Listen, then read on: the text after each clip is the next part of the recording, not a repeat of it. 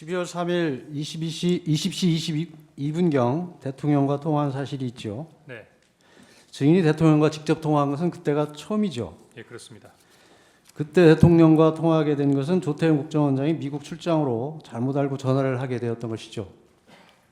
그때 대통령께서 왜 저에게 통화하셨는지에 대해서는 잘 모르겠습니다. 그때 조태용 원장께 대통령으로부터 전화를 받았습니다. 대통령께서 원장님이 미국 출장을 가셨는지 아셨나 봅니다 하고 말한 사실이 있죠. 예, 그렇습니다.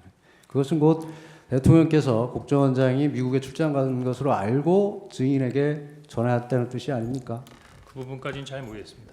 그 당시에는 별다른 지시를 받은 것이 없죠. 20시 22분에는 한두 시간 후에 연락을 하시겠다고 하시면서 전화 대기를 하고 하셨습니다.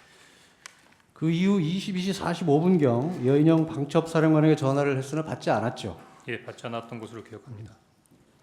1분 후 22시 46분경 여인영 사령관으로부터 전화가 와서 통화를 했는데 증인은 느낌이 증인과 통화를 더 이상 하고 싶어 하지 않아서 둘러대는 느낌이어서 더 말은 안 하고 통화를 종료했다고 했는데 맞나요?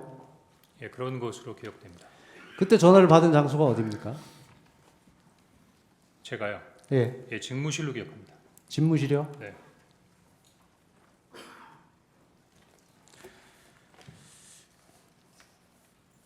그때도 여인영 사령관이 바쁘게 움직이고 있어서 제 말에 바로 대답을 하지는 않고 여기저기 지시를 하는 것 같아서 상당한 시간 대답을 하지 않다가 상당한 시간 폰만 들고 다른 일을 하고 있는 것 같아서 더 이상 통화가 어렵다고 생각해서 알았어 하고 끊었다고 했는데 맞나요? 그랬던 것 같지는 않습니다. 증인이 검찰 조사에서 그렇게 진술을 했던 것인데 그러면 잘못 얘기한 건가요? 22시 46분에 그렇게 얘기했습니까? 예. 예, 그러면 사실인가요?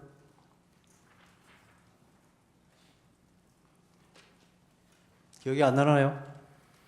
22시 46분에 어떤 내용이었다는 부분은 말씀을 드렸는데 상당 시간 대답을 하지 않아서 상당 기간 폰만 들고 다른 일을 하고 있는 것 같아서 더 이상 통화가 어렵다고 생각해서 알아서 하라고 끊은 것 그렇게 얘기한 것 같지는 않은데요. 증인이 그렇게 진술한 기억이 없습니까? 예, 그 부분은 그렇게 진술한 것 같지 않습니다.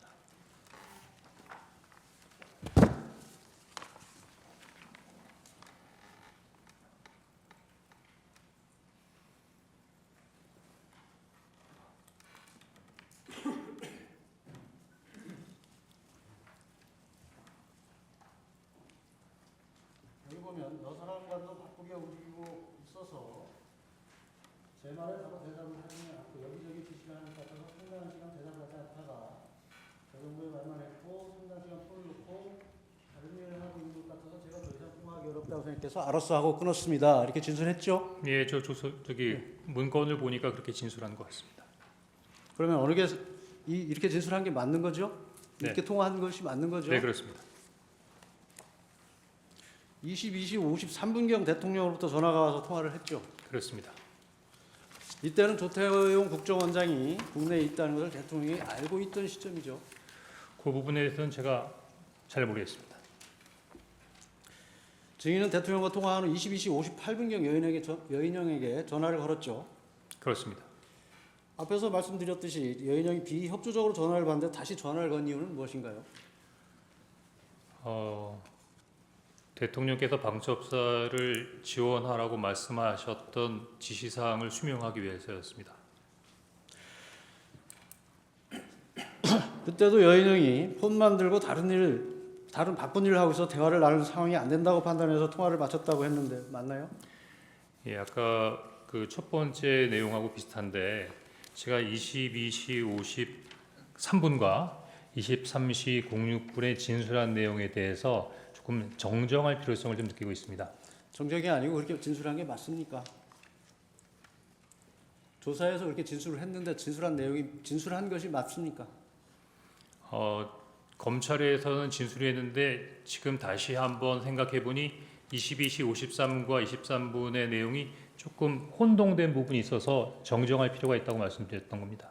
그 당시 진술한 게 정확하겠습니까? 지금 두 달이 지난 시점에서 기억하는 것이 정확하겠습니까? 당시에는 제가 검찰 조사 받을 때 병원에 입원한 상태에서 전화를 받았었고 병상에서 투약한 상태에서 알겠습니다. 예, 그 당시 통화한 장소는 어딘가요? 언제 말입니까? 22시 58분 말입니다. 22시 58분에 공관 앞 공터로 기억하고 있습니다. 확실합니까? 예, 그렇게 기억합니다. 사실 23시 6분 여인원과 통화한 사실이 있죠. 그렇습니다. 증인이 전화를 한 것이죠. 그렇습니다.